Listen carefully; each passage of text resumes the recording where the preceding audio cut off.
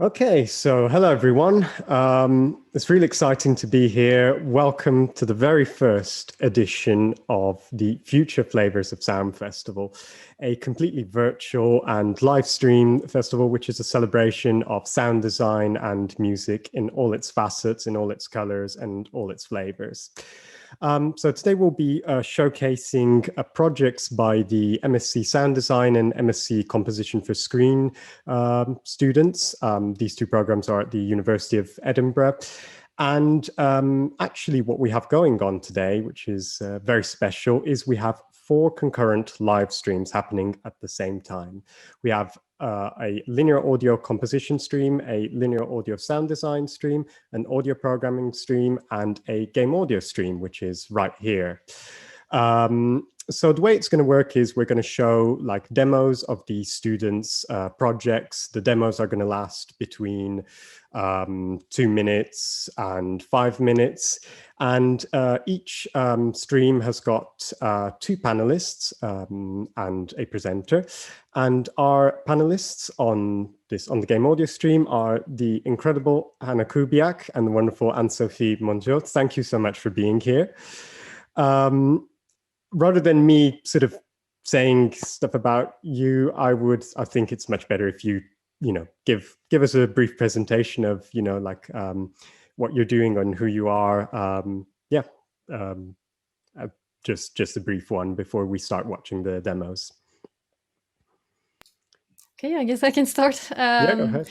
So my name is Anne-Sophie Mongeau, and I'm originally from Montreal, but I currently live in Sweden.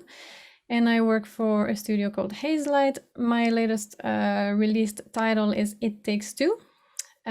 Previously to that, I was at Eidos Montreal working on Shadow of the Tomb Raider. And I also graduated from the MSc in Sound Design in 2015 at the University of Edinburgh. Nice.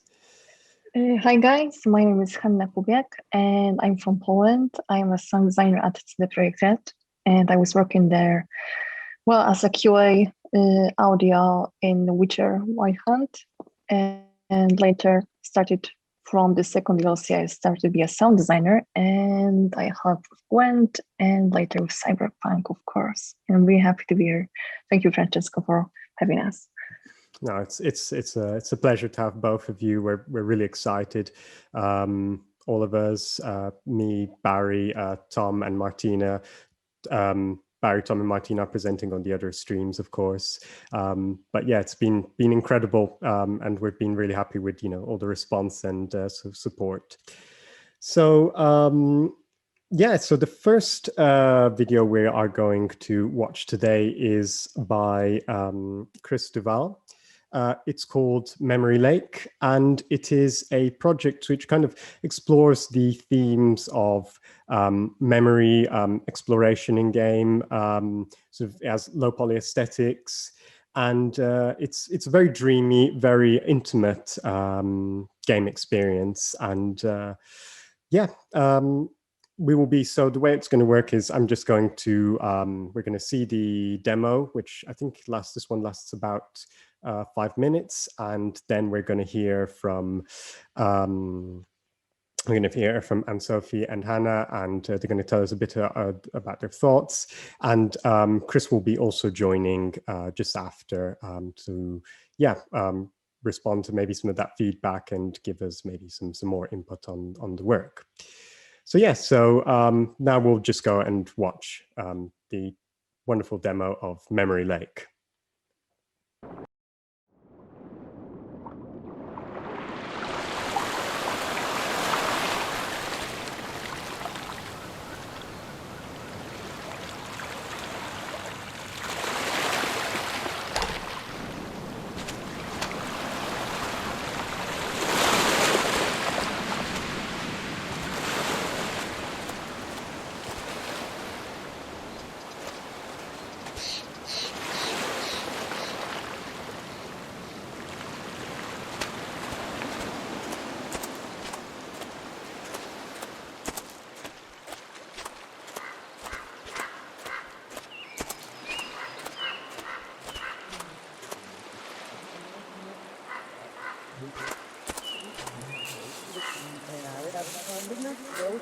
For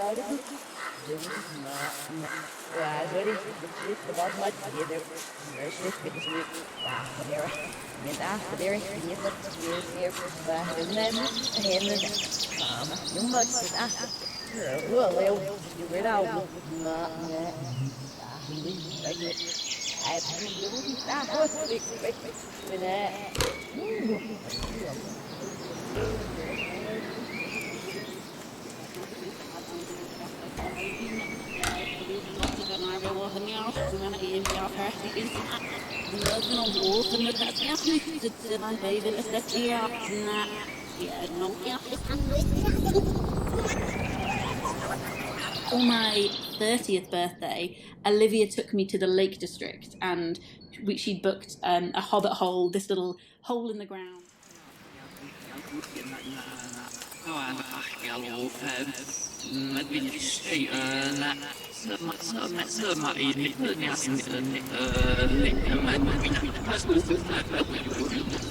Where I grew up in the countryside, so like really near the fields. And there's a thing that you can do is to basically buy a dead tree, like these big pine trees, and you can sort of buy them once they're down. You can basically have them for free because that helps out the foresters if you get rid of it. And it's not trees that are good enough for it to be sold or something. So what you can do is to you just like go there and say, this one's mine, and you take the chainsaw and you go there with the whole family, like chopping it, and then with all the bits that are left, like the little branches and stuff, you make like this massive fire.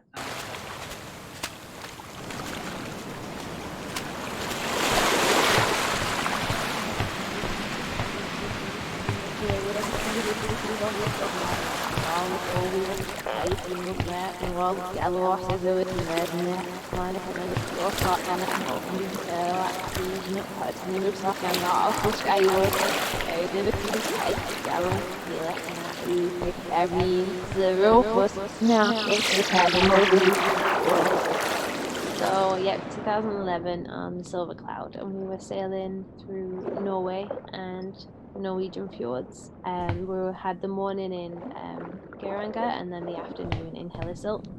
We'd had this like wild idea in the morning where we were like, yeah, we're gonna jump in the freezing cold fjord water. But I don't think any of us believed that we'd actually do it.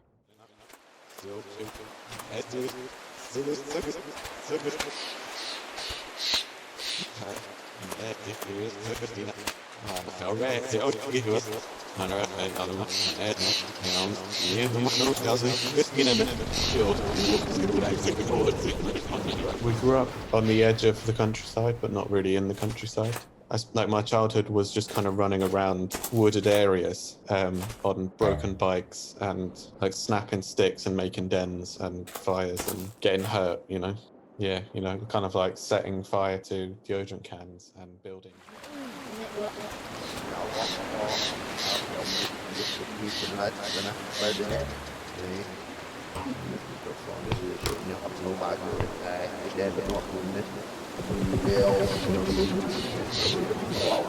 You remember the smell of the place? They had a room where they had all the fishing gear and boats and stuff. Oh, down below. Down below. Yeah. You'd open that up. You used to go out there and fish and swim, and there was that pier, and then there was and from there was just a path that went behind some of these other homes, all of them pretty rustic. And when you were a little boy, we would pretend, we would call it the magic path. There were goblins behind bushes and all sorts of things.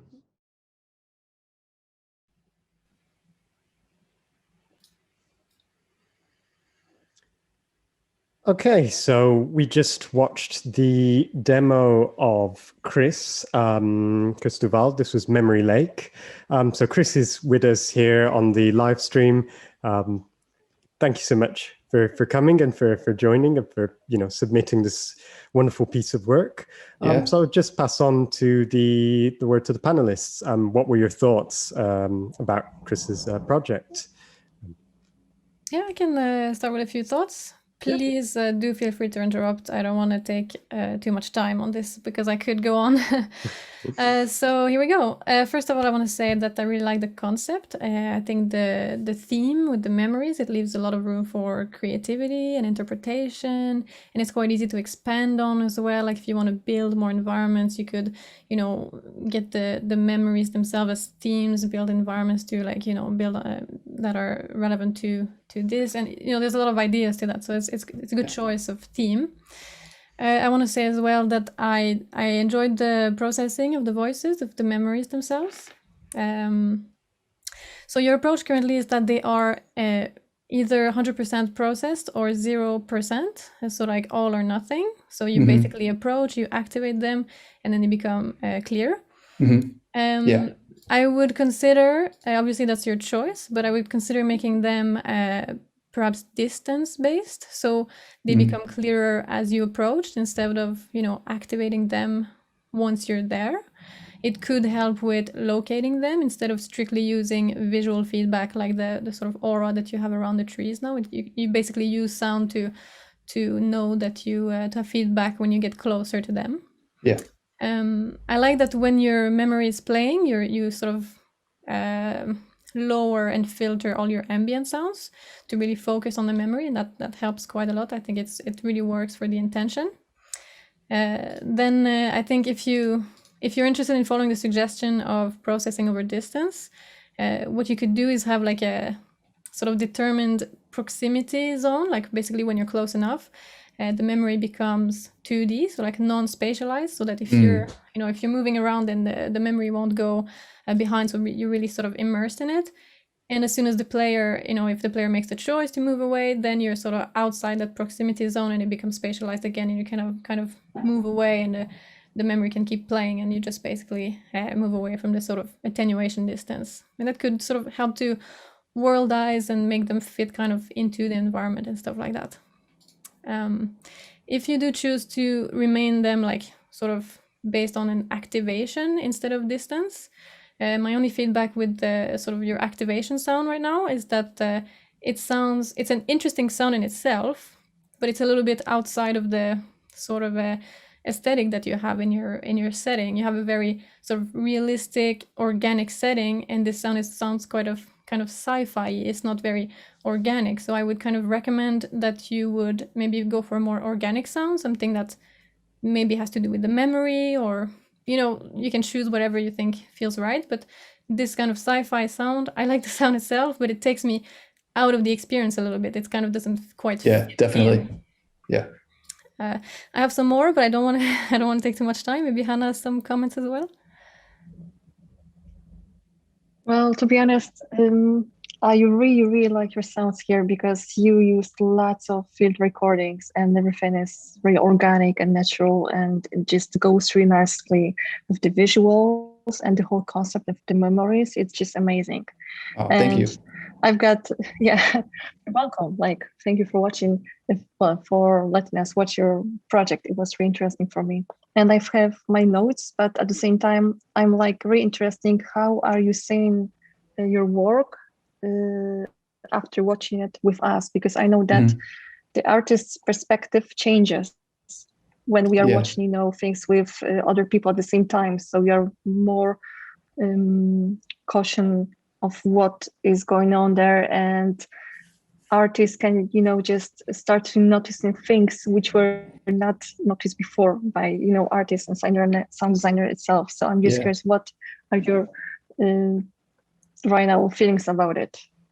Yeah, it's thank you both for taking the time to watch it, by the way, and giving me feedback on it. It's so I wanted to create a virtual museum. Basically, it's not a game that has an endpoint.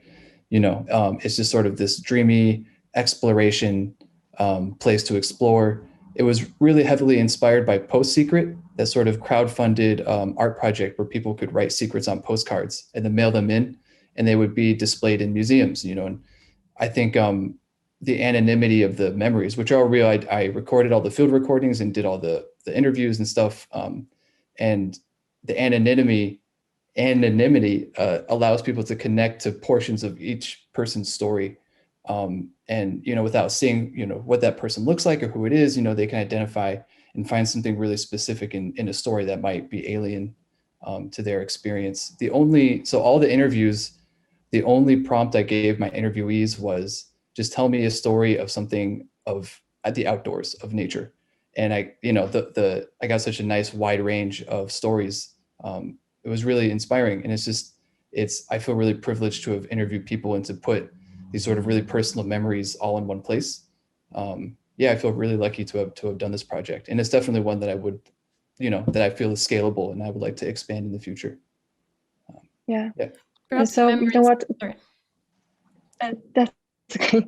I just wanted to say, like, you already gave like really, really nice feedback, and I would only add to it like this jumping sound we have there. It's like springy, something mechanical one, right? And I would say that it just takes your focus out of those nice nature sounds, and I would just keep that away. You really don't need it right there. And just like Anne-Sophie said, your main focus are like nature sounds and views, right? So all the memories, descriptions, and your conversation with people. So it would be really, really nice to have like different perspective when we're looking for those sounds, right? And we're searching for them, for those memories, as Anna said, to have like some kind of signal or something which will just help you track down in what direction go, instead of just seeing, the visual clue somewhere around in the world. Plus the post-processing of those voices, you already have something there, and you already have the nice fade out and fade in on the voices. It can be, of course, longer. You can set like proper tonations on the distance and just, prepare with a bit nicer and wise, but I just assume that it's like not your 20th or 30th project, but it's, somewhere, well, I don't want to assume how many projects you already did, but I would just assume that you're still learning, right? Yeah, definitely. Yeah, so so taking that into account, it was really, really nice job here. Thank you so much. And those recordings are just amazing. I really, really loved them. Oh, thank you. Yeah, good job on the recordings. I would say, so two things I was going to say was the memories being really the center point of this project. Start from there. I think you have a nice idea with starting from this place that you described being, a memory of yours, basically, and that's really interesting. But perhaps, if you want to expand on, you take the memory and you build something around it, and you make that really the centerpiece, because it is really the centerpiece. So you have one that's about like a dead tree. Perhaps there is a dead tree there, and when you approach it, then you have the story about a dead tree, things like that. So you make it really relevant, like the whole environment. But I don't want to make it about the visuals, but it's more about the feel. You make the whole experience feel a little bit more coherent, like within itself, kind of. Same about the jump sound as well. Just remove it. It's either the character be fine sounds without it. to be fine without it. Yeah, definitely. Character sounds, I would say, if you want to leave just footsteps, that's fine. But either I would say, go for a more in-depth kind of Foley character, human-like sound that you can kind of relate to. So nothing cartoony, nothing comical, no springy jumps, nothing like that. Yeah. Or you skip them altogether, like no Foley at all, so that you focus on the sort of the rest of the environment sounds. Something like that. Yeah. And one last thing about the field recordings. I was wondering, like you said, you did them all, and that's fantastic. I think that's like a great touch. If you would do them, like if you go full on into this idea of representing that lake and that actual space that you mentioned, perhaps you make field recordings that are really from that space itself, and that would really be a nice, I think, personal touch to it. But again, that depends on what approach you want to go for. If you build an environment that's based on the memories, then maybe you go for, recordings relevant to the memories, or, things like that. Yeah, those jump sounds, I had recorded those. It's just a ruler, on the edge of a desk, and I'd recorded it for another project, and I was really excited, and I like the sounds themselves so much, and I kind of stuck it in as a last minute thing. But I agree with because it has this, jumpy, springy connotation right there, right? Yeah. Well, that was awesome. really, really great. Really, I really so like much. that project. Thank you. Okay. So yeah, that was, thank you so much for submitting that work, Chris. I think we all enjoyed watching it, and it was, it was very nice to kind of also traverse all those different memories and, kind of find some relation and bearing to it. So so kind of this is kind of a close of the feedback session with you. And so I'm going to just start introducing the next project, which we have up today. It is by, it's a VR experience, and it's by Julia Merino Calleja, and it's called Golnor. It's a kind of underwater VR adventure game, which is quite really colorful, very bubbly, very fun to watch. I think even more to kind of to play and experience. So now we're going to watch that video of the demo, and then we'll come back again with Julia and with our two panelists, Hanna and Sophie, and we'll do another bit of feedback and see what they think about it. So now we can watch the demo of Golnor.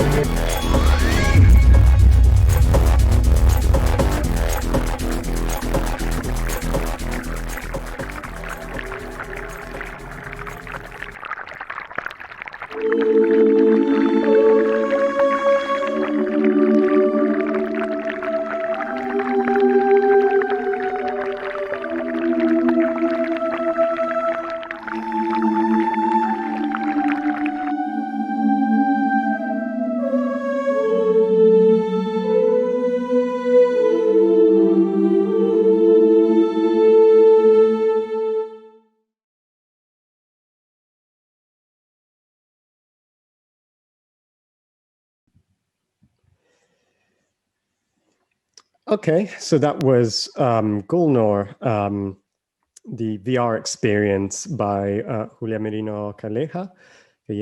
And yeah, she's here with us now. Thank you so much for being here, Julia. So yeah, I'll just pass on the word to the panelists and they can give you a bit of their thoughts and what they thought of the game you've put together. Okay, so maybe I will start with that one, since Anne-Sophie started with the first one. So excellent. I really like your project, and it was super fun to watch, especially with, you know, yourself recording and playing all the VR there. It was super fun.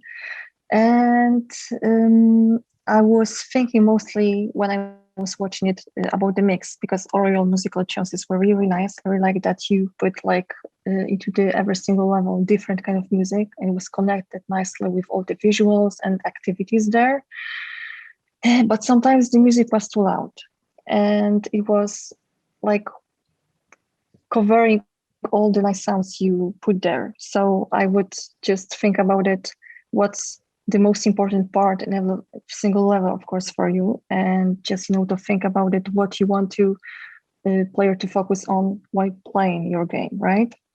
And I really liked all the bubbly sounds when you were moving around, and they were really nicely connected with, you know, all the activities and swimming. However, when you were not moving at all, there was like no water ambience whatsoever. So it was like completely silent. And, you know, we are in the ocean, we are in water, and there's like super big space. And I think that even if you could there put some sounds, you know, just to fill those empty spaces, that would be really, really nice. And that would connect nicely with all your sounds and music there. And since we are in really, really big spacious ocean deeps, it will be nice if you could add some longer reverb to your sounds, right? Because everything was like rather dry, and everything was playing really well, let's say in front of you, so it was super close. And if you could add like some reverb there, and, you know, put everything into the space, and it will just glue nicely with everything. Plus, I think if we are under the water, it would be nice if you could add some low pass on sounds there. Even, you know, slight low pass would just give you this nice info that we are underwater and we are under the surface. So sounds will be not like that crisp and clear there. Yeah. Well, I really like how you create some sounds. For example, there's hair blow dryer. So it was nice, when you were connecting the body sounds and the machine, hair drying sounds together. And it was really nice touch and detail. I really like how you made the sounds for explosions and, all the rocks and sand was like audible there. However, like you have partially sounds really into more cartoon direction, like those, picking stuff from the very first level.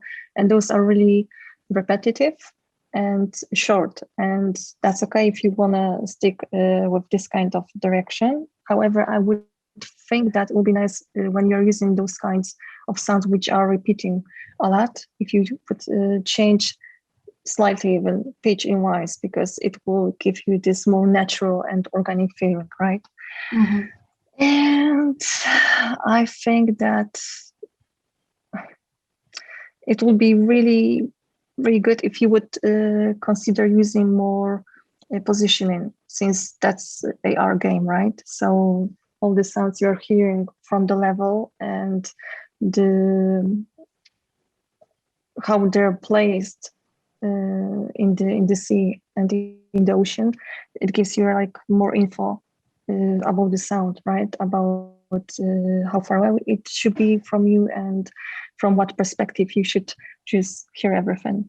But overall, it was really detailed and long project. So kudos, you you did really great job. Thank you. And I think it was like one of the most interesting project to watch, especially because you were, playing that, and it was really great to see how you were reacting to this game and to your work. Yeah, so thank you. Thank you so much for your feedback. Well, I don't know if Anne-Sophie wants to. Yes, absolutely. Yeah. So I agree 100% with what Hanna said. Like I had many of like the same notes.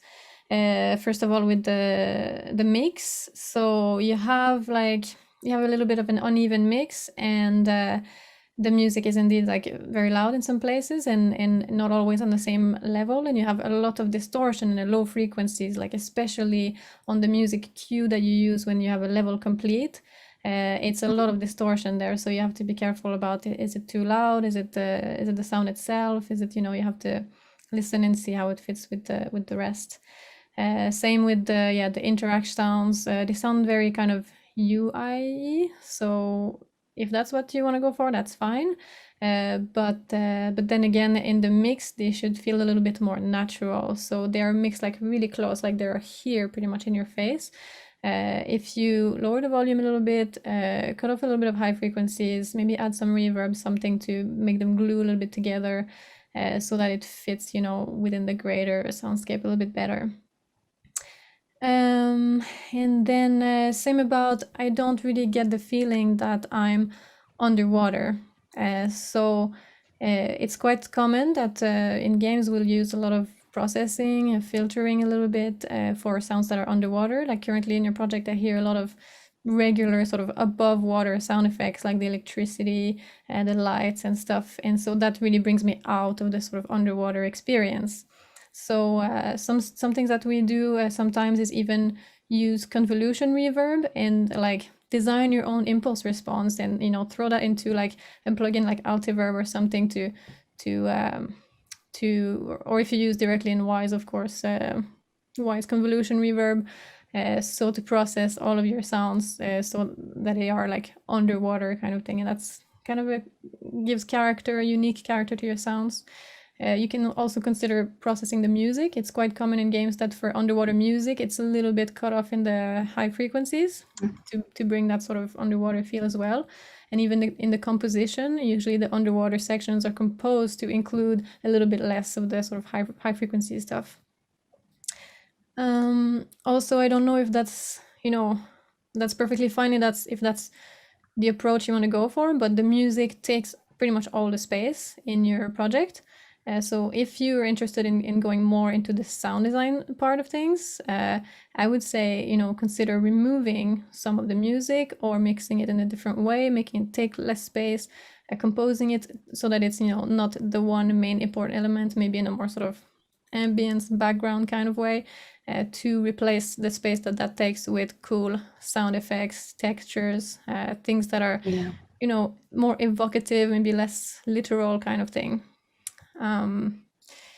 Yeah, I feel like there was also a few opportunities for sound design that were kind of missed. For example, when you're entering a new room or a new level, you have like some kind of walls collapsing there, and there's absolutely no sound on that. And I feel like that would have been a cool opportunity for something fun, something cool happening, something unique and like characteristic. And you're, entering a new level is something kind of significant happening. So I think that opportunity to make an experience out of it, I would say. Let's see if I had anything more. Yeah, it's a little bit more of the same of what Hannah said as well, but I realized that it's a huge project as well to do a VR experience. I myself have never like even tried to do VR experience, so kudos for like doing all of that by yourself. But I think, yeah, overall it's just the whole sort of feel of being on the water that maybe can be polished a little bit.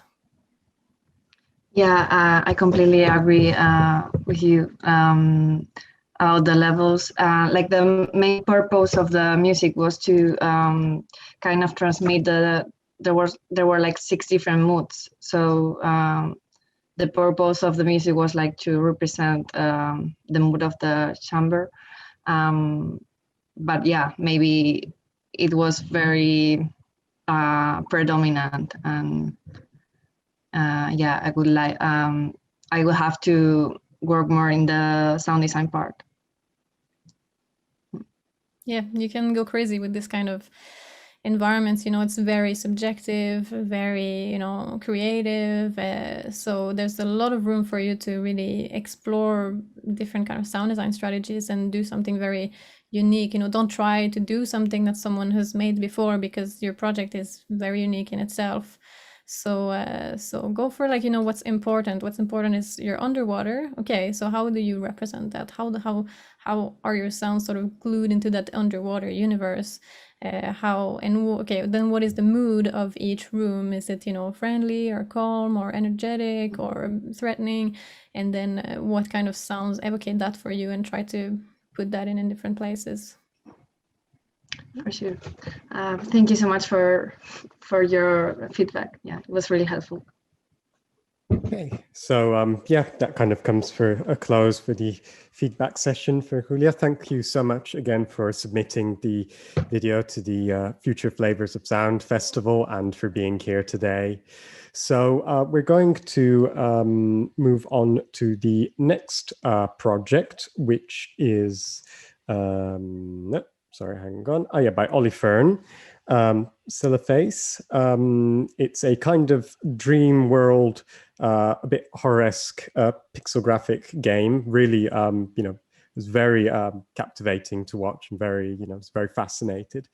So what we'll do now is we will watch again the demo of the game, and then we'll be back with Ollie to kind of hear what the panelists thought and get a bit of feedback. So yeah, so let's go with the demo.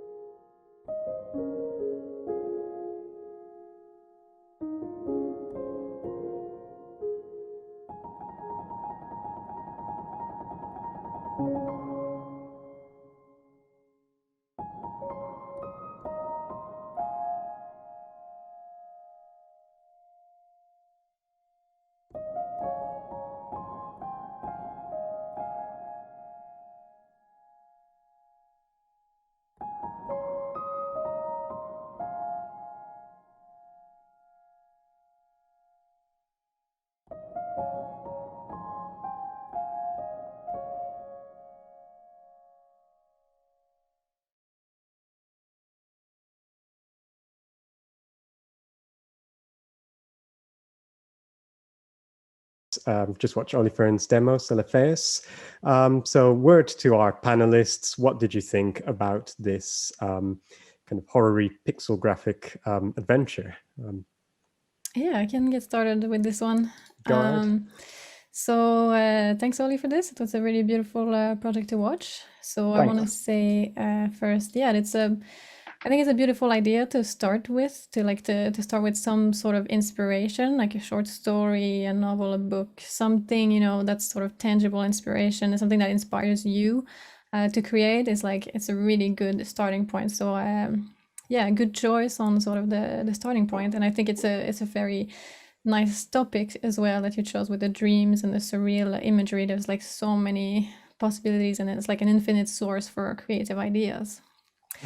And also congrats on making all of this yourself, because it looks really nice. It feels like a real game prototype, and I think that in general you really sort of nailed the tone there, the tone both like in terms of visuals and the music and everything. So the feel really feels like, you know, natural, and it's like I want to see more and I want to hear more, right? However, I think you could go even further, especially in the sounds themselves. I think that the music is really compelling and emotional, and that's quite nice, and I think you have a nice progression there. But the sounds themselves are very literal. So as opposed to, you know, crazy or surreal like your theme is, you have a theme that is, you know, suggests surreal and crazy. But the sounds that are there are very, you know, this is a door opening, this is a footstep, this is, you know, this and that. So there's not much sort of interpretation in the sounds themselves. And then you chose to omit a few. I don't know if it's a time constraint or an aesthetic choice, but you know, ambiences, UI, Foley, stuff like that, we don't really hear sometimes. You have, of course, footsteps that are very present, but the rest is absent. I think that the sounds that you chose to include are like very interesting. So it's like I kind of want to hear more of them, especially like you have that section around 3 minutes, like in the corridor, until like 3 minutes 50-ish, when that sort of creature comes, and it all happens kind of fast at the end there. And that's when I was like, oh, that's, you know, now he's going crazy. Now, you know, we have a bit of interpretation there, a bit of subjectivity and your own sort of input to it. So, but it's like a little bit teasing. There's that, and then there's, you know, and then it's done. So it's like I want more of that. I think that you show in your demo that you're capable. And then there's kind of just not enough of it. So I feel like I know that you can, so I would recommend that you go even further. As it is now, I feel like, you know, it's more of a musical exploration and a visual exploration than a sound design exploration. So obviously that's your choice, you know, if you want to explore the sound design as well, but I think this demo has a lot of opportunities for sound design exploration. Right, yeah. I think that one example is the first time you jump into that, you know, off the cliff into that sort of wormhole thingy. There's music there, but it's not much sound. So it's like that's a sound design opportunity right there that you could really kind of go crazy with. And then the aesthetic you choose, you know, can be whatever you feel is relevant.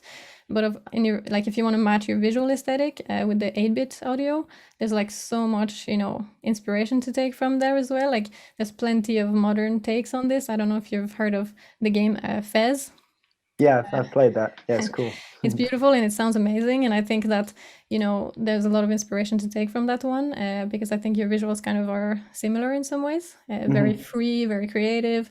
And like, you know, that sort of pink tree world, fantasy dream world, you know, that's another opportunity for you to really explore the sort of sound part of it. And I would recommend you try that. So let's see, you really embrace the weirdness is what I would say. Embrace the weirdness and the surreal and the dreams and this kind of imagery. The rest is really like minor things. In terms of mix, I think that you have quite a dynamic mix. Like sometimes the music is quite loud, sometimes it's quite low. The footsteps are also very present all the time, and they don't really bring that much. So you might want to like lower that a little bit so that you have more space for the rest. But that's like a really little minor detail, because I think what I really want you to take from this is like go weird, go crazy. Like I know you can, you've shown you can. So I think that this demo would be, you know, mind blowing if you just went that little notch a little bit further. Okay, right. thanks for that. That's really helpful. And Yeah. yeah, I'll try and get weird with it. Yeah. Okay, so Ollie, this project was really, really awesome. Like, I could easily say that you've put so much time and energy into like connecting everything together, and everything clicked.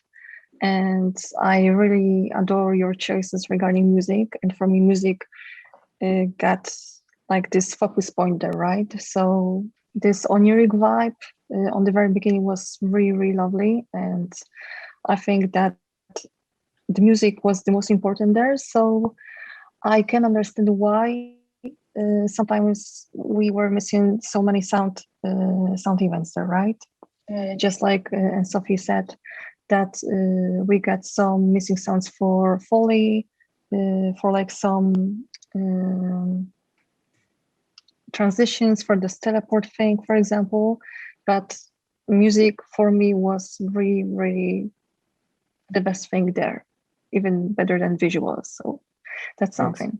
So regarding like more detailed feedback, for example, sounds of movement were really loud compared to music. So sometimes you could watch your mix there because, as I said, music was like the most important factor there, right? So when you have like really, really loud footsteps, which are really, well, let's say small sounds there, and they shouldn't grab your attention that much. And it just takes out your focus and it takes you out from this immersion thing, which is really, really not good because, come on, your game is really, really nice there. So I really miss the teleport sound there, but come on. You have very nice logo screen. I noted that because it was really nice character there. Thanks. And even without sounds, it was awesome. I really like the sounds of birds in the forest when we have this bit there. And I think that you could emphasize on them because they gave this really natural and nice sensation there. I think that you have different volume level for different surfaces. So when you were walking on the woods, it was not that loud and sound, for example. So watch on the mix there. I would like that you change the reverb when you were in the cave. So it gave this really I think that we are in the different area. For me, this room basement level was really interesting. However, just like Anne-Sophie, I was missing there something like you could get really, really crazy in there. And I really like how you show the connection in this pink level on the very end, and every single footstep was like picked from the piano notes, and it connects really, really beautifully with the music. And you know, the last sequence when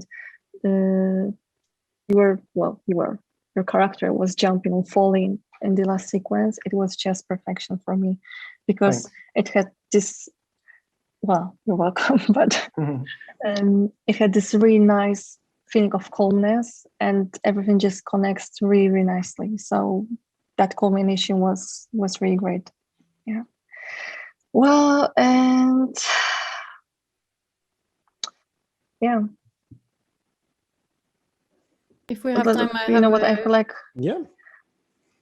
I have like only like steady, tiny like notes about what you could change, like switching on off light bulb. You could just add their volume because they're like most important part in this part. But overall, I really, really like it, and thanks.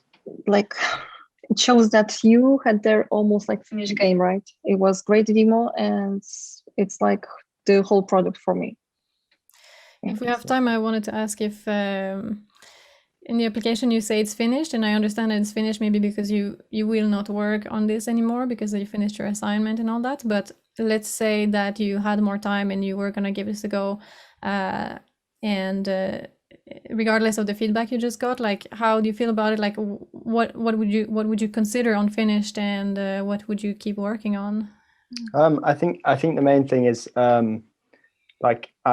the sections of the game that I ended up rushing because I had a fixed time window to make it, and I'd set myself a lot of content to get through. So there was just more as you call it, like weird sections that I probably would have spent more time sort of crafting. Like the final scene is meant to be a lot more, like in the short story, it's a lot more surreal, and there's like ghost horses carrying him through the level and stuff. So just elements that are sort of maybe harder to implement, but would add a lot to the overall experience. I think I'd add more surreal elements, I guess. Yeah, I think that if you ever get a chance to work on this, like if you wanted to submit this in like a portfolio or something, instead of focusing on adding more to the demo itself, like more sections to the game or polishing the game itself, I would say take what's there and add more sounds and, you know, polish the sounds and the mix and stuff, and you'll have a beautiful piece of portfolio. Okay, right. Thanks for that. The comments were really helpful. I'll probably listen to this back, and it's been really helpful. So thanks. Good. Okay, wonderful. Thank you so much, Ollie, for submitting the work, and it was a real joy to watch. Thanks for organising this. It's been really helpful. So yeah. No, it's a pleasure, and it's nice to kind of see also. I'm from last year's cohort, and see this year's cohort's projects, and see what you've all been up to. So amazing. Thanks. See ya. See you. So So thanks again, Ollie, for that. Next project in the list is actually quite funny because it is something I made, so I have to present myself. So this is I've submitted a small, very rough demo of a game project called Pattern Recognition. And it's meant to be sort of an adventure game with a bit of an ecological backdrop. Basically, the world sound has disappeared, and the player has to kind of go find it by exploring the environment and finding the hidden switches which give back sound to the environment. So I guess we'll just watch the demo, and then we can come back with some. With a feedback round. It is the year 2080, and after having taken advantage of Earth's resources for far too long, humanity has left for another planet. During their stay on Earth, humans not only depleted the world of natural resources and caused a number of major ecological disasters, they have also caused it to turn silent. It is your task to show Earth's environment that it can come back to fill the airwaves with sound.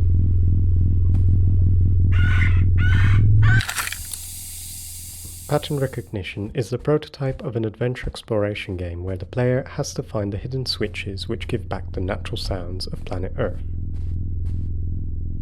The main way to do this is by listening to a rumble. When it gets more intense, the player is near the invisible switch.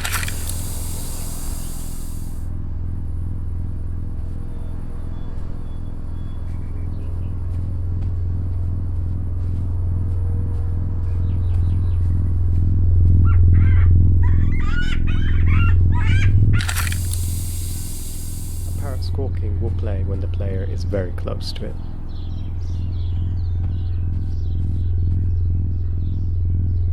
At the moment, the game requires the player to bump into the invisible trigger, although in the next update the player will be able to reveal the trigger by pressing a button when they're in close proximity of the hidden switch.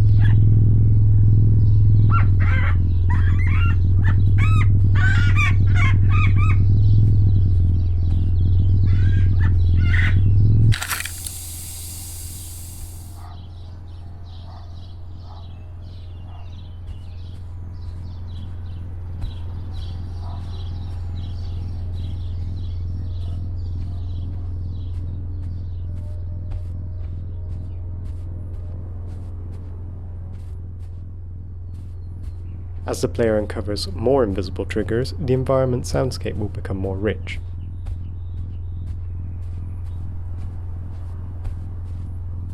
This will help both the player to find other hidden switches, but it will also challenge them to listen more carefully as the soundscape will become more rich and more dense with sounds.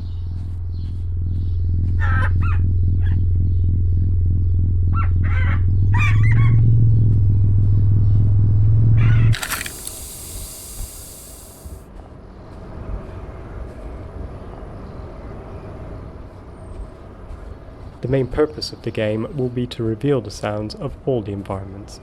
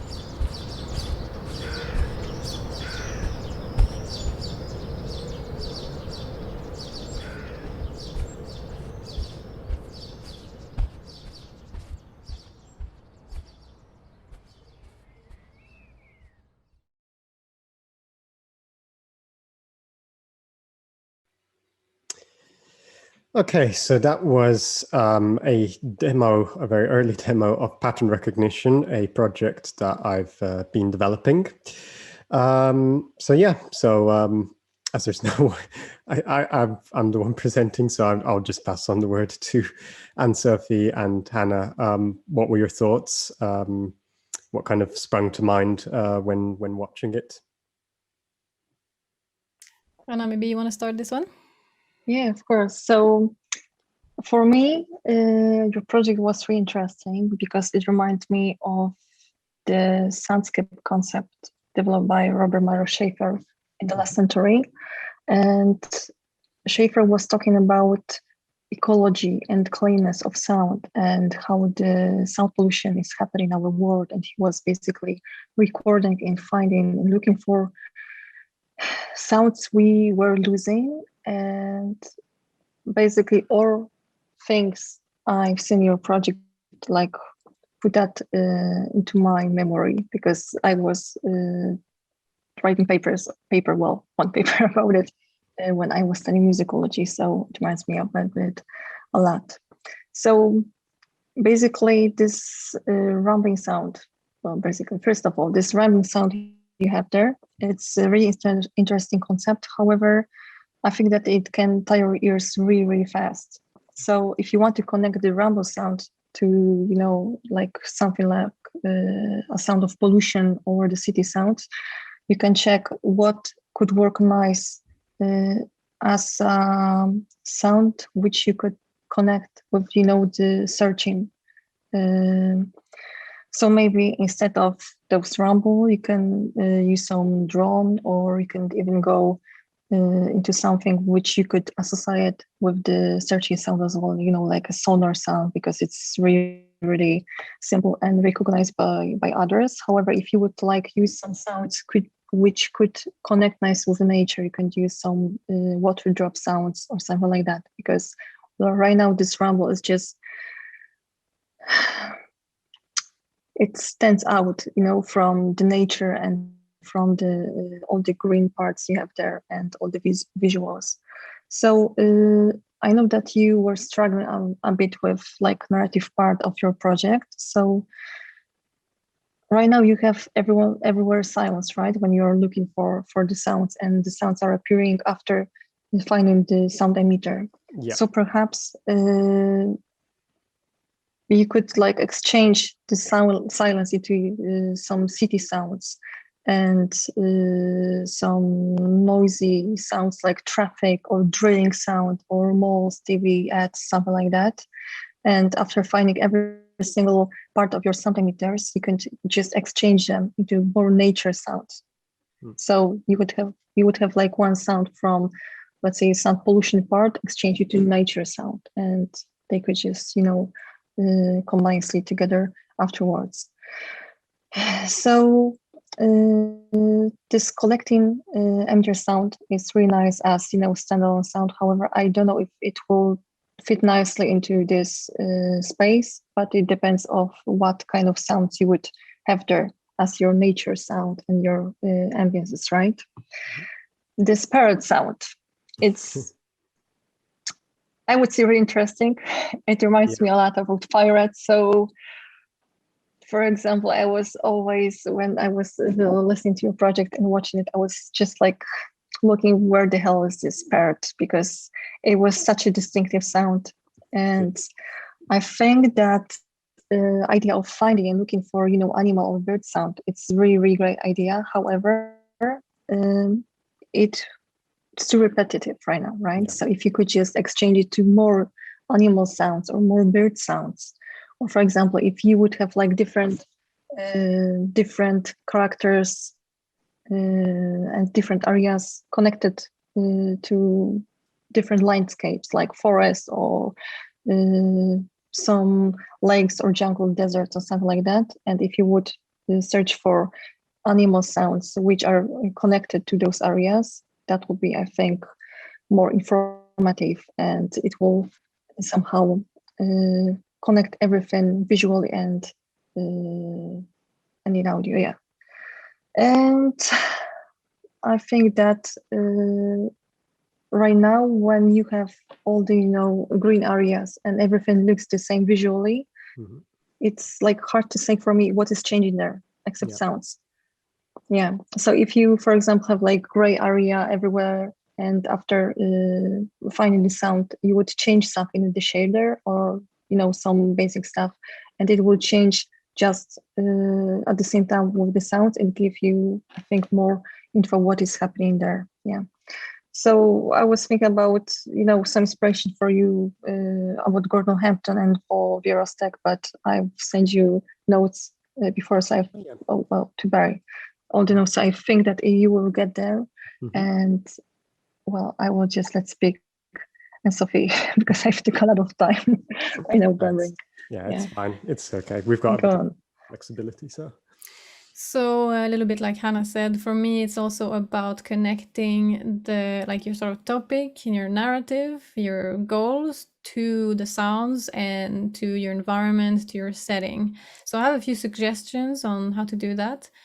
First, I really like the concept that you chose and your message about noise pollution, and that's super interesting, and it's a really important topic, and it's super relevant to put this, into our games and entertainment, so that it's a method of raising awareness, and I think it's a really cool topic that also leaves a lot of room for interpretation of those impacts and how to convey those impacts to the public, and it's so great choice on that. But it's when I watch your demo, I don't really that message doesn't really come through. I know that this is your message because of your brief, because of your application, and even because of your narration, but the sort of gameplay and your sounds, they don't really tell that story so much. So here are a few suggestions. Perhaps think about creating an environment setting that makes sense in itself. So whether it's man-made or not, that's your decision, either a city or village, or a forest, a marsh, an ocean, some kind of ecosystem that sort of is coherent within itself, and include in it the sounds that belong in that environment. And this will lead to a more interesting soundscape once you have activated all the sounds, and a little bit more immersing and believable, and it will feel a bit less random. It would tell a story, basically. And it also gives you the freedom to create multiple environments and explore those kind of thematic, and how does noise pollution affect the ocean, and how does it affect our prairies and our forests and all of that. Then a little bit, Hanna said something about the sort of hint sounds. I think that using two different proximity indicator is a little bit redundant. As a player, okay, so you understand you're following this cue for proximity. In this case, that was the rumble. Then if I hear all of a sudden a completely different cue, which was the parrot, I won't necessarily assume it's for the same purpose. It's for it's like this parrot it's a little bit confusing. I think the idea, is fun and interesting, but I have more suggestions about what sounds you can use that I'm getting at. But yeah, if you really want to indicate that, like, when you are getting really close, consider if you're using a rumble or a drone type sound, consider maybe just modulating that into a different thing, like modifying it, maybe adding a layer, making it more tonal, making it nicer, something like that. But yeah, just that rumble ultimately I think is not necessarily a good choice, because on top of what Hanna said, which was really true, sounds that are below 80 hertz become really difficult to locate for the human brain, and yours is about 100 hertz or so it's not that far off.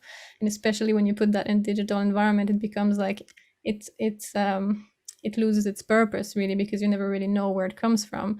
If you had a different type of sound, you might not even need that second cue to tell the player that you're really close. You might just feel it better. And then some suggestions about what kind of sounds to use. I had like this sort of topic that you have is really inspiring. So there's really many ways that you can go about this. Maybe consider using the actual sound that you're activating as a cue, but in like a kind of processed version. Like maybe you only hear a little snippet that kind of repeats or something, and then you sort of unlock it when you're activated, and it becomes beautiful, it becomes nice, it becomes like it fits in its surroundings when you kind of activate it. Maybe think like it's kind of corrupted and it becomes fixed in some sort of way. An idea to go on. Another idea is to use the actual like researched impacts of sound pollution on nature to justify both the environment settings and the sounds that you use. So for example, I just Googled like 2 minutes, like not even that, and I found like a list of like, what kind of noise pollution effects, what kind of effects noise pollution had on nature. And some of the first ones I found was apparently caterpillars' hearts beat faster, and and also bluebirds have fewer babies. So perhaps you take that and interpret that data and make something out of it, like use a fast beating heart as a cue, and then when you sort of activate it, it becomes like slower and healthier, and it sort of feels nicer, and that's your caterpillar. And maybe you have a little caterpillar there somewhere in your visuals. You can use also like a single baby bird chirping as a cue, and then once you activate it, you have like 5, and it's like all lively and nice, as opposed to one sad little sick bird or something. That, of course, I'm aware deviates from your like no sound to sound kind of basis. So that's your choice, obviously, to if you want to modify that or not. But it could be also, it could make it interesting as well to start from like a broken soundscape kind of and go into a beautiful one, a healthy one. Another thing that I read was that things like ships, oil drills, sonar devices, and seismic tests, they made the marine environment really loud and chaotic. Some of the loudest underwater noises come from sonar devices. So perhaps use a sonar device as one cue underwater, and once you sort of activate it, you sort of replace it with various sort of mammals, echolocation sounds, and different animals underwater, and kind of that kind of thing. So it's kind of, that's just really a few threads for you to follow and be inspired by, to say, instead of an empty environment and using artificial sounds to build it, really dive into your topic, noise pollution, and that awareness, and what are the effects of that, and how can you really communicate your message through your sounds and through your gameplay, using sound, basically. So in that way, you basically start with an environment that is heavily affected by noise pollution, and you as the player are unpolluting it. And in the finish, you have like a healthy natural environment, and that reveals like what it might sound like. Even for us, today in this modern world, it might, we might have a totally different sounding planet if it was not so heavily noise polluted. So yeah, I think it's going kind of in that direction for me, is my feedback, because currently the rumble is kind of not very natural, very out of the space. In your trigger as well, once it's activated, it sounds like it's like a machine trigger. It sounds artificial, not very natural. So it also takes me out of the place. So, and the parrot is very repetitive, and you wonder where the parrot is, and why it's there, and where it comes from. So it's like, using your topic and your setting and environment to make those important sounds less repetitive and more relevant. No, thank you. Yeah, very much. Yeah, it was. I completely understand everything. All the feedback that you've given, and I really appreciate it. It has been just like a bit of a sort of going from this idea and then trying to kind of slowly, sort of work on the mechanics while trying to develop something. I ended up using more placeholder sound than I wanted to. Just because there were some of the mechanics which, despite their simplicity, would sometimes, not work the way I expected them, or I was really trying to figure out ways to kind of convey spatial information in a way that isn't just, like, say, how can you hear that a sound is located in a specific spot? Like you get closer, okay, you can hear it. Is there anything else I can do to kind of make the player understand? And the rumble was a bit of a funny thing, because I kind of had this idea of, I was very aware of the fact that rumbles are very hard to locate, because you cannot put, like, when you perceive it, of course, you kind of hear it, but you say, I can't put my finger where it's coming from. And I was reading some research on it. I kind of had this idea, well, that's why the combination of, rumble and parrot. So you can understand, okay, that's more or less where it might be, but I'm not sure exactly where that sound is. And then, the parrot is a bit, I admit, maybe a bit of a seemingly random choice.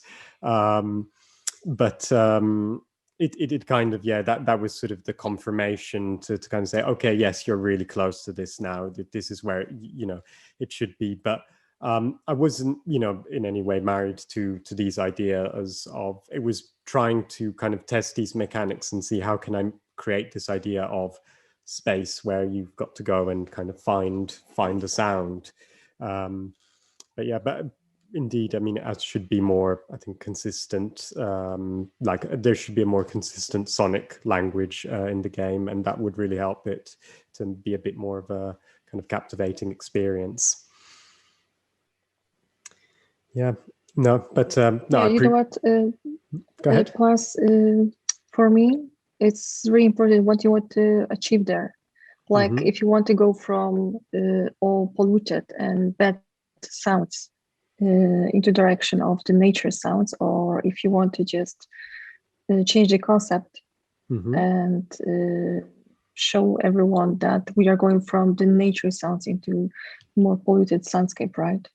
Because it gives like different information.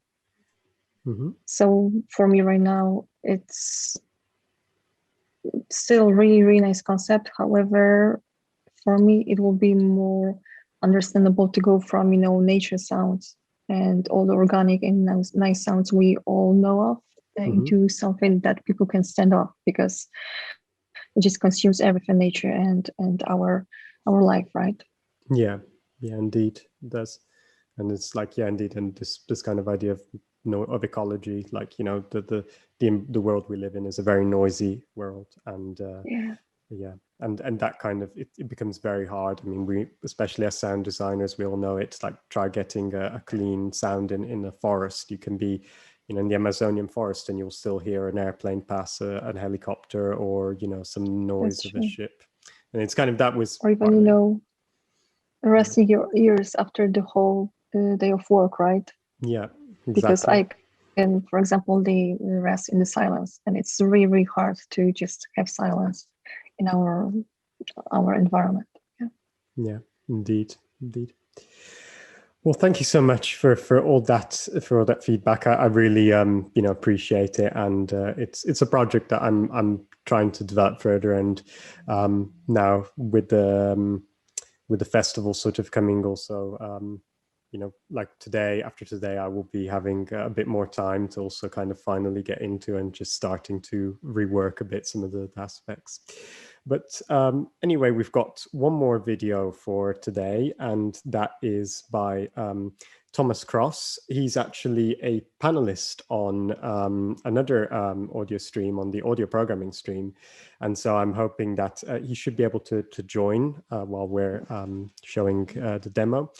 Anyway, the project is called Musical Planets. It's a sort of experimental electronic music game, which is really like very playful, very musical and colorful. And I think it takes also some of the ideas from Super Mario Galaxy and jumping from one planet to another.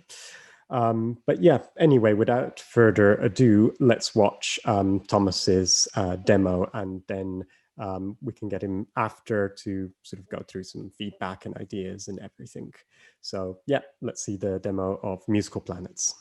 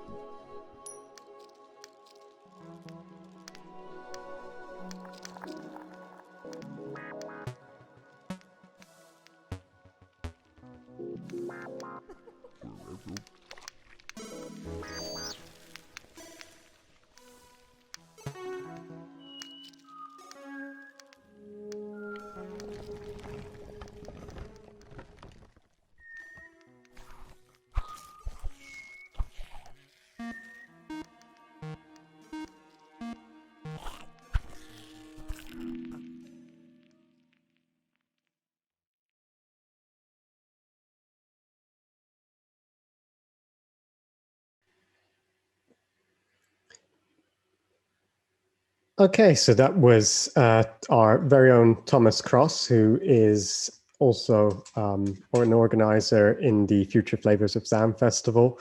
He's actually on the audio programming stream and hopefully will be joining us very shortly. But this was his project, Musical Planets, kind of electronic music exploration game. So we can just have start maybe. You can just start sharing some initial thoughts, Anna and Hannah, Anna-Sophie and Hannah, and we hopefully Tom will just join in while kind of going on. Yeah, sure. It feels weird to say feedback. I know. But I can of course do that, and hopefully he's able to watch it from the beginning later on. Yeah, he'll be able to watch it from the beginning, but he should be arriving here sort of relatively soon, I think, because their stage was slightly shorter than this one. So I was just thinking, if there's any more general sort of thoughts, and then when he comes back, we can do more specifics. Well, I can at least take this time to say thank you, because we didn't really take the time to do this earlier. So so thanks to all the organizers, because I think it's a really fun opportunities for students to submit their work and get feedback from professionals, and it's very valuable. And to do it in a sort of formal capacity like this, it's helpful for also us professional to dedicate the time to do this, because I get more requests for feedback than I can give, and I would like to give feedback to everyone who reaches out, but it's not always easy to fit that into your busy daily, weekly schedule. But to be invited on such a festival, it's fun, and it's I wish I had this opportunity when I don't want to complain. I had different kinds of opportunities when I was studying, but that one is a really great initiative, and I think I hope the students enjoy and take from it and learn from it. Yeah, I'm just curious if all the participants, they were working on sounds and on a game by themselves, right? So they did everything, designs, visuals there. They were using Unity, of course, and other tools, but it's really, really impressive. And it's great to see, how much different characters and uniqueness they have in their projects. So it was really, really fun for us to watch it and just, later check the sounds, and later when we learned who made every single project, because we met all the students here on the stream. It was really great to associate the face with the project and with the uniqueness of it, and what was the main focus, and to see what were they thinking about when they were just working on it. So for me, it was really, really great and a unique thing to do, same as for Anne-Sophie. And as she said, if we had the same routines when we were studying, that would be really, really great. No, that's really great to hear. I mean, I think I haven't spoken again with all the participants, but I think I think they're all extremely grateful of getting feedback from both of you. And I think there's part of the reason why we organized the festival was because particularly with COVID, we had in Edinburgh University, and sadly in most universities, I think in the world really, there was all of a sudden that kind of moment to maybe have an exchange with industry professionals didn't come to fruition, obviously because with pandemic going on and everything, it seemed impossible. So where do you do it? Like the guests can't come. We were still not ready to make everything put everything on Zoom. And so, when I was talking with Barry, with Tom and Martina, we were just saying, how can we, we've got to do something. Like we can't just let this time, that we need for development to just go away. Like we need to try and if the university, if we can't do it immediately through the university, let's try and use the university as an environment where we can make this happen. And so we kind of took the situation, said, okay, let's try and pull this off. And I'm really glad, and Tom, Martina, Barry, we're all super happy with how it went. And it's incredible also with hosting 4 live streams at the same time, and everything seems to be running That's smoothly. true. It's you guys did a really great job of connecting everything and to work on a few streams simultaneously. Like, wow, kudos for that, really. Yeah, indeed. And just to get back to what you were saying, yes, indeed, at Edinburgh Uni, they tend, Anne-Sophie will probably know this, that they tend to do, like when you do a sound design assignment for games, they say, okay, here's Unity, here's C#, here's Wise, have fun. And you've got to, you have to climb the ladder a bit yourself, and it's a struggle. Yeah. It's all part of it, but it's great. Like, you get to work on all fronts. Yeah, but you have to decide, how to cut your time and to decide to what on focus, right? On, like, in the first time. And, if you would just spend a lot of time on visuals, you will not have enough time to finish the sounds and everything. And you still want to show everything in sounds and visuals, and it has to, stick together and just click. Yeah. So when we are watching those projects, and we've, knowledge that for some of students, those are like one of the very first projects. It's really impressive what they achieved. Yeah, really. Indeed. So I've got great news, actually. Speaking of, kind of great achievements, Tom's here. He's made it. Yay. There he is, our very own Thomas Cross. Yeah. Hi, Thomas. Well done for getting here. No worries. It's a pleasure.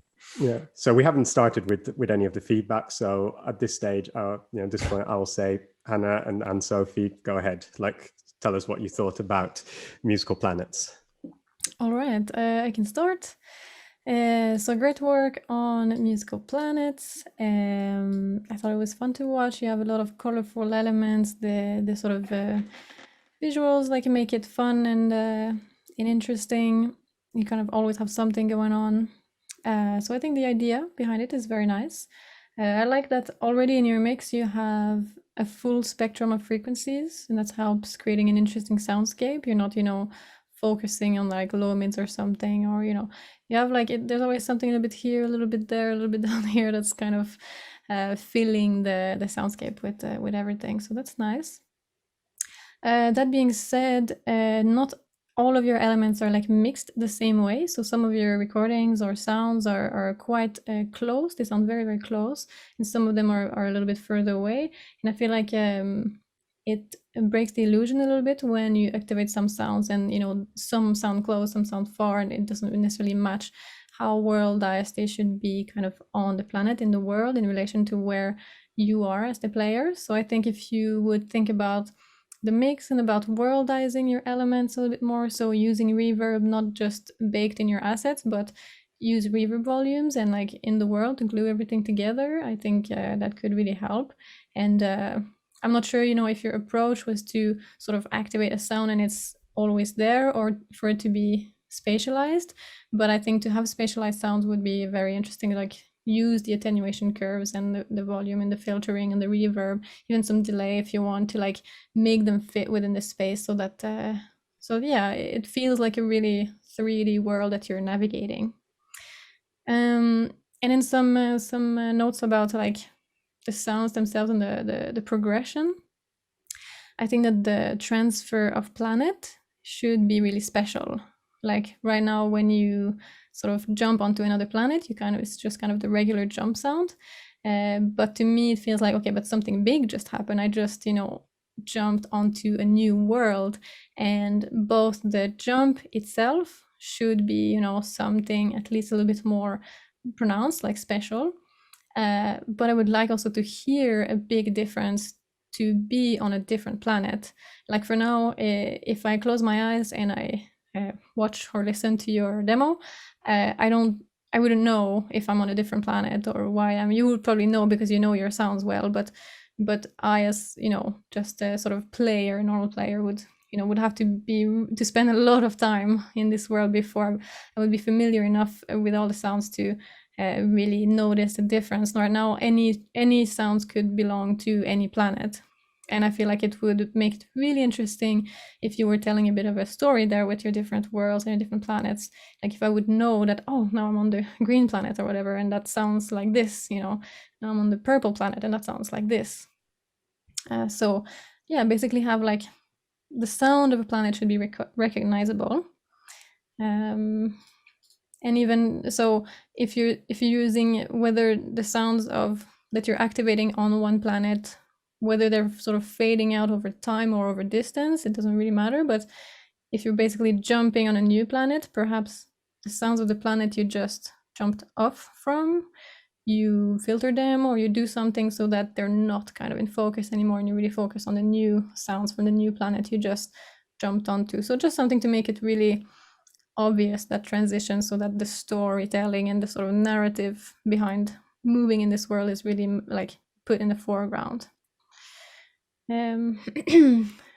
Then about some thoughts about this is meant to be about like sound exploration. It's really kind of the sort of basis for it. You just move around and explore and activate some sounds, and it's really a sonic experience. So for me, that means that all the sounds need to be worth exploring, otherwise they don't need to be there really.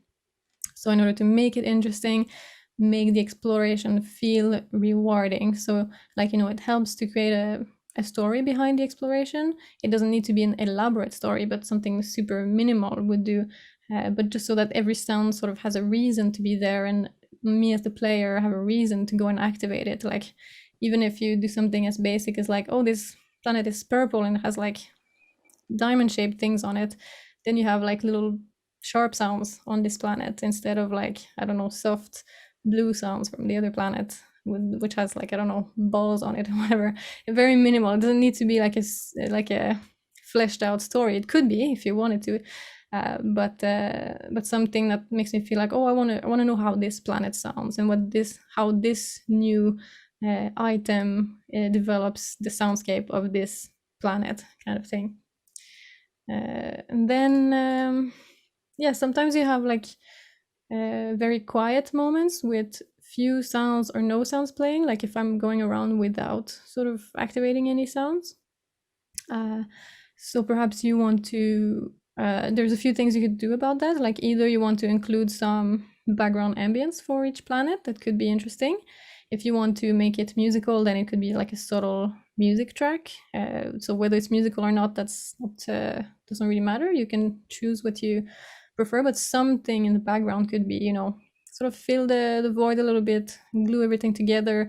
You have some musical and tonal elements in the movement as well. So if you want to have like a music track in the background that sort of fits with the movement, that could be really fun to explore as the player as well.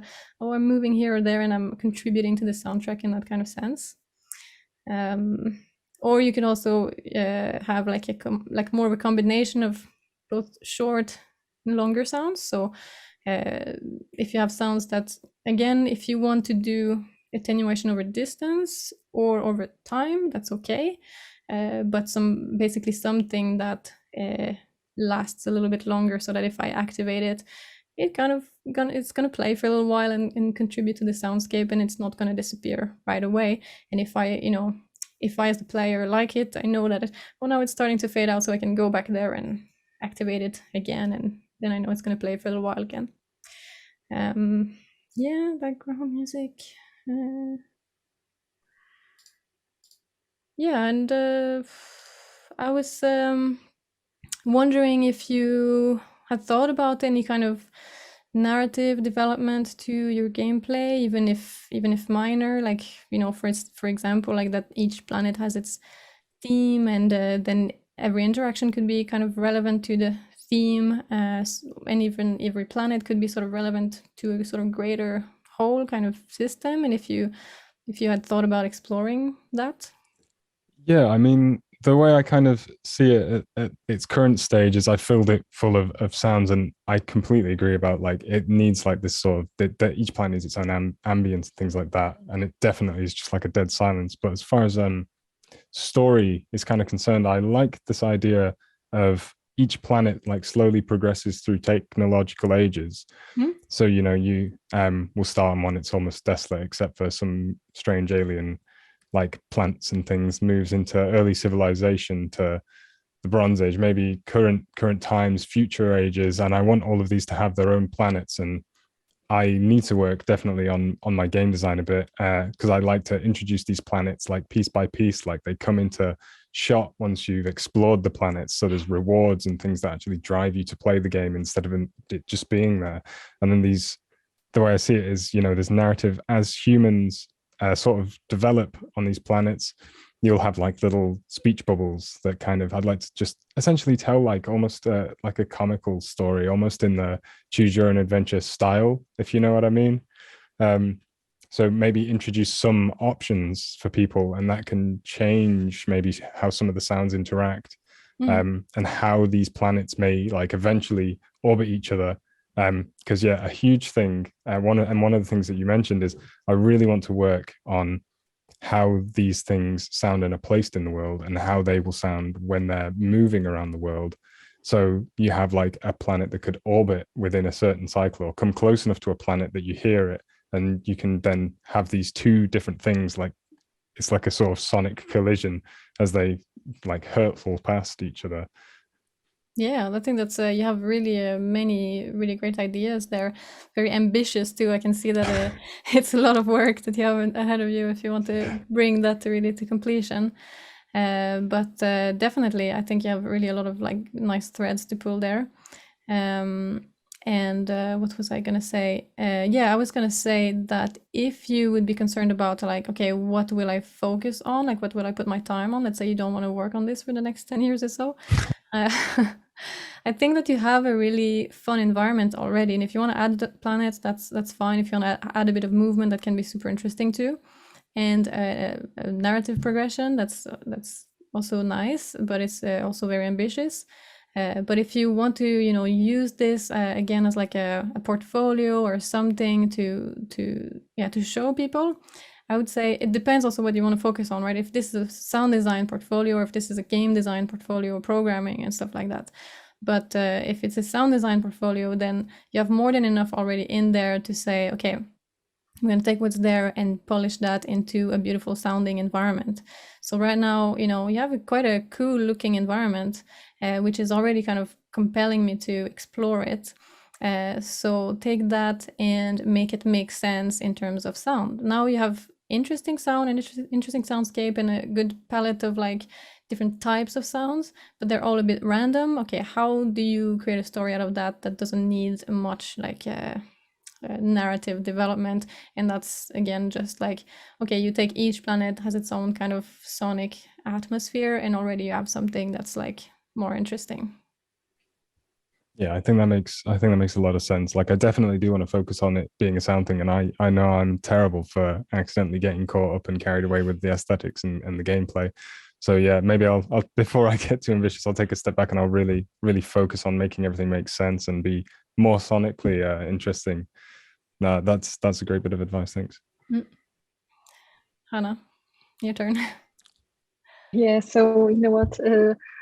I think that you already put into words everything I was thinking of. But as you mentioned, Thomas had like many different planets there, and it will be great if you could just show their uniqueness in sound and have different soundscape there and different sonic vibe, different music. I miss the sounds of switching planets, for example. That was like a sudden big change happening on the screen, and it was really well important for the gameplay. So I think that you could use like nice, you know, transition between planets as well. I really like the music. I really like the oniric and dreamy character of it. It reminded me of Arvo Part music a lot, which is a great compliment.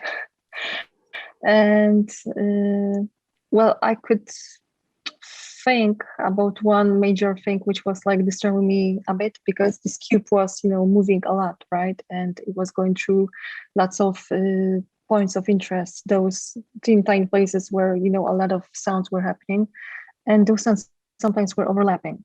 So if you want to focus on sounds itself and just show how distinctive and different your sounds are, just remember about putting like limitation of your sound to do wise, and maybe how different you could set all the attenuation wise, just to show the differences between those sounds, because they are really, really great, and you have a very great palette of different sounds there. So if you would just sometimes differently rearrange them, because you already have 3 plans, right? Yeah. So every single one has like different character, and sometimes I had this feeling that sometimes I could be like a better use on different planet, because I would associate their character to different visuals. However, you already have like lots of emitters there, and it's like clear for me that you put a lot of work there. So good job, yeah. Especially that you are working on programming at the same time, yeah. Oh well, thank you very much. I can definitely see, like, even just like listening back through it, then I can definitely hear like areas where it's muddy and the sound, there's just like, I think maybe too much going on. And yeah, I completely agree. It'll probably be really good for me to focus on clearing up those sounds and making those sounds like just better placed in general. And yeah, I've got a lot to think about. Yeah, but as Anne-Sophie said, it really depends on what is important for you, sounds or programming, right? Because they're like 2 different things. So in whatever direction we'll go, it's like totally different thing, right? Yeah. Do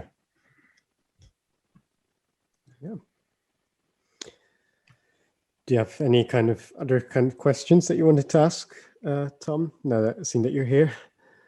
Well, I was thinking in terms of whys, like, is there anything that I could do maybe because I'm still trying to like improve myself with whys, but I'd like to make things a bit more like, how to explain it, like, because I mentioned previously about sounds kind of interacting and sort of mixing with each other, but how do I like achieve those kind of things without it just becoming like chaos?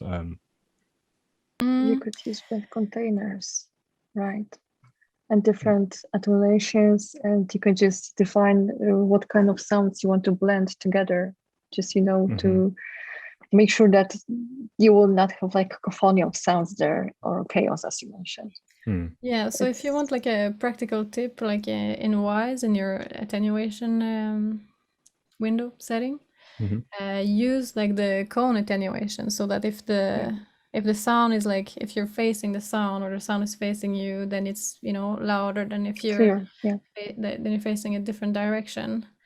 Or use the azimuth curve, right, to say, okay, if the camera is pointing at it, it's the same principle, like it can be louder, and if you're pointing another way, then it's lower. So that helps to really bring into focus whatever you're looking at, and mixing down a little bit what's like behind you and stuff like that. And obviously a clever use of attenuation curves with volume, filtering, reverb, and all that stuff. Yeah, but you know what, like when you're using attenuation curves and azimuth, you will have to change into the design of this cube, because right now I can't really tell where is this like what direction the cube is facing, right? I mean, where's this, let's say, face, and where's the back of the cube? So if you would just associate the face of the cube with, attenuation cone, and all the curves and azimuth, that will be clearly connected with the visuals. Because right now the cube looks like more or less the same, right? From every single perspective. Yeah. Yeah. Okay. Yeah, that makes a lot of sense. And I guess one thing I was wondering is, like, I'd be looking, to add in these like their own sort of atmospheric soundscape. So like, ambience is one of the big things I think that would help make these planets more unique, as you said. Because I'm, I guess, relatively new to WISE, is there a way that I could or like sort of make it emit the sound only like towards the planet in like a giant sphere, so that, because I think that's the one thing I don't think I'd want to bleed through to maybe other planets, is that atmosphere, because if they're closer it'd be like Definitely strange. I think there's multiple ways that you could do it. It depends on what is your technical setup. What engine are you using? Currently working in Unity. Yeah. So I'm not super familiar with Unity, but there should be some sort of trigger volume. And then you could say, well, as soon as you enter the volume, you play this ambience, and as soon as you exit it, you stop it. And that could, be the simplest way to do it. Otherwise, just a play and stop as well on like the sort of jump planet, that could work too, as long as you don't have like, I don't know, multiple ways to enter and exit planets. It shouldn't be too messy. But yeah, just a play and stop with something that's basically non-spatialized could work perfectly fine. Yeah.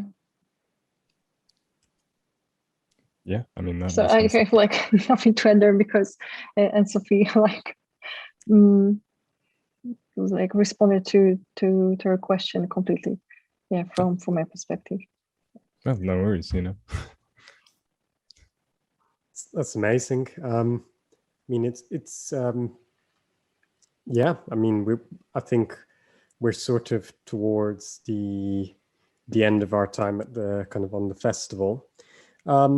It's just because there's just a little bit more time. We might try to get the other Barry and Martina just to join in for if they manage to finish their streams a little bit earlier. But I think they are anyway, like they're still a bit busy there.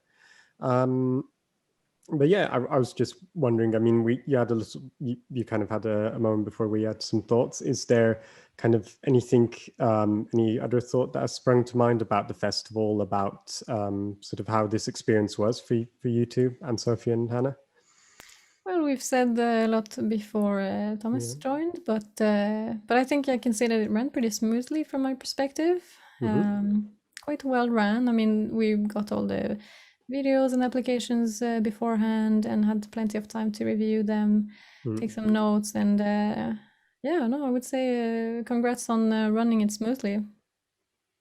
Yeah, it was great to see, all the participants being on different level, and it was easy, to see for us that some of you guys were just started your journey with sound, but even with that, on your very beginning, let's say, it was clear that you were full of ideas and you are going to different directions, and to see those diversities in those projects, it was really, really fun for us. Yeah.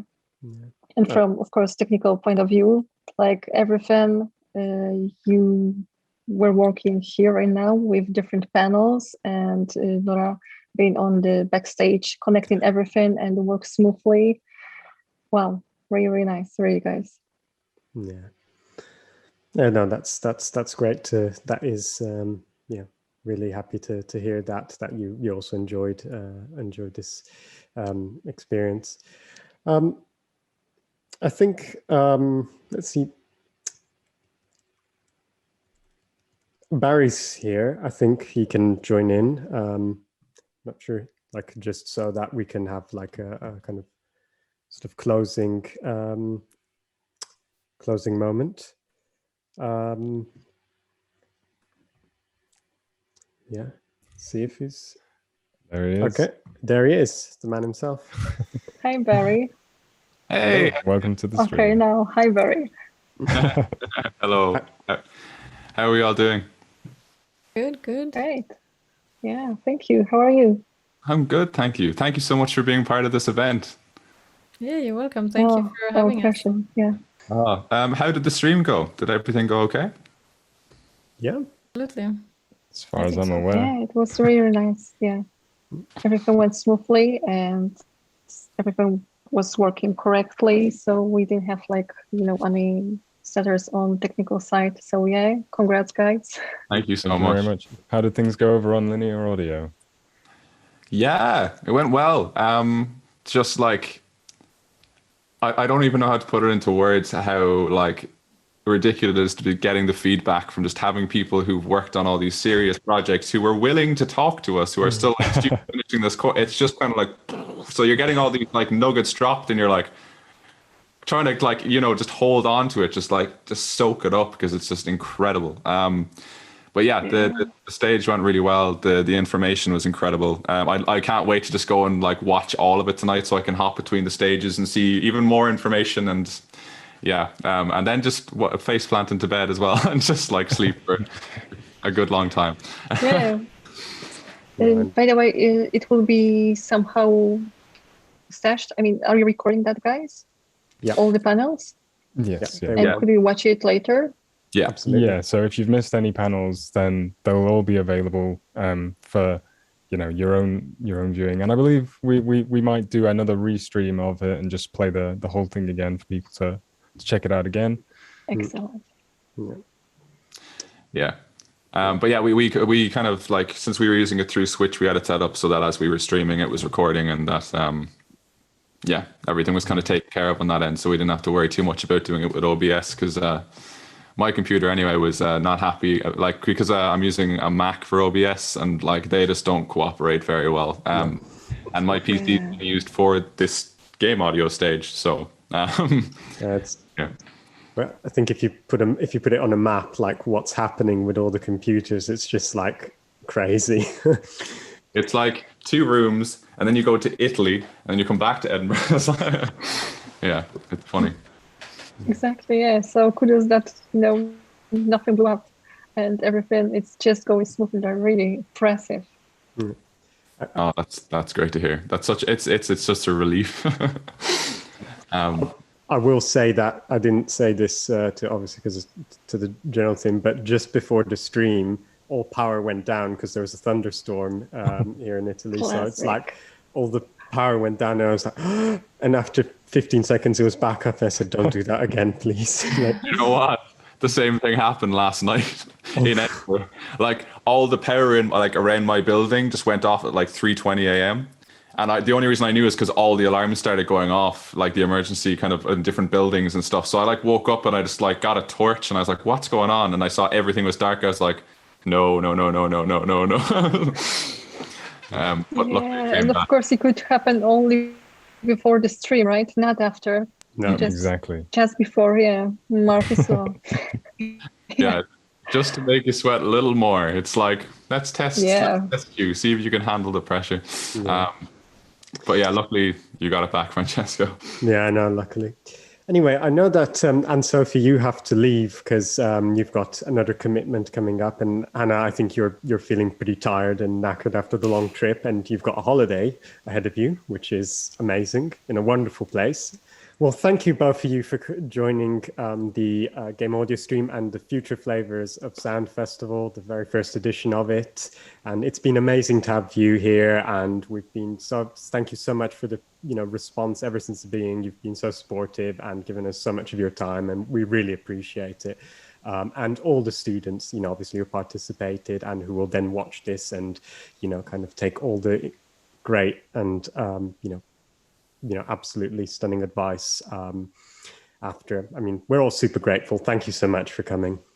Thank you so much. Guys, it was it was a great pleasure for us, and fingers crossed that we will go back in a year with the next round, because that will be something interesting. Yeah, indeed. Right, so take care. We're just gonna, me, Tom, and Barry, I think we're gonna stay just here, but you go ahead and we'll be in touch, and hopefully we'll see more of you soon, and who knows, maybe in the next edition of the Future Flavours of Sound Festival. Yeah, absolutely. Yeah, fingers crossed. Yeah, take care, guys. See you. Thank you so much. Nice evening. Bye. See you later. Bye.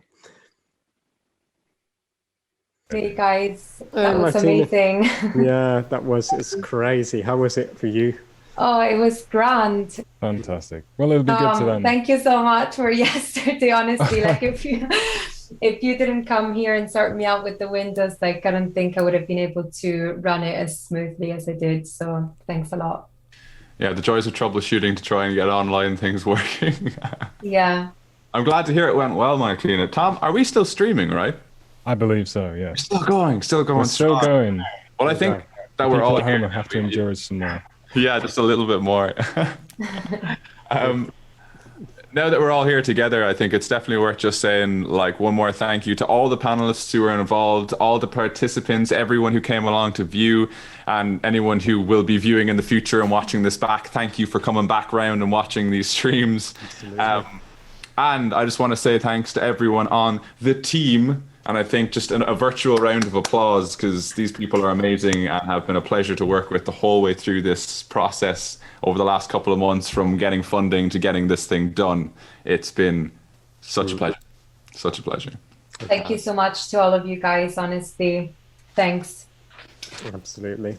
Like it's been a journey, like starting off so many months ago and then seeing how far we've come. It's crazy. Like if only, you could give people in minutes how many things happened in all these months. I mean, how many Skype calls, Zoom calls, Discord chats, emails over WhatsApp conversation. There was like, it's just like, I don't know, it's a work in itself. Like it's a work of art in itself, just to see how much has gone into this and seen the outcome. It's amazing. And the amazing teamwork behind all this, just the great collaboration that was always present from February up until this point.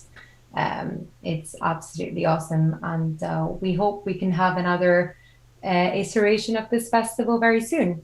We'd like to thank the University of Edinburgh, Dr. Martin Parker as well, the director of the Reed School of Music, and the Students' Grant Experience Fund as well. Yeah. Got it all covered. Yes. Very nice. Yeah, you absolutely. guys did amazing. Yeah, and then just another thanks out for Tom Ollivander and Madison LaRose, who sorted out our website and our logo and poster design. So, if you need anything doing, maybe hit them up. And Elisa, who looked after all our socials the whole way through. Yes. Shout out to Elisa. Yes. While we were all crazy running around trying to sort stuff out, we made sure that we were keeping in contact with people. I can't even talk anymore. No, exactly. So Elisa was great help, keeping our socials busy with images and updates and everything when we were just had our heads stuck into the ground. So that's, thanks Elisa for doing that. Oh. Yes. Well, we'll let you go, shall we? Yeah, Right, I think let's terminate the stream. Yeah. Thanks for being a part of the Future Flavors of Sounds Festival 2021, everyone. Yeah. Thank you. Thanks. All right.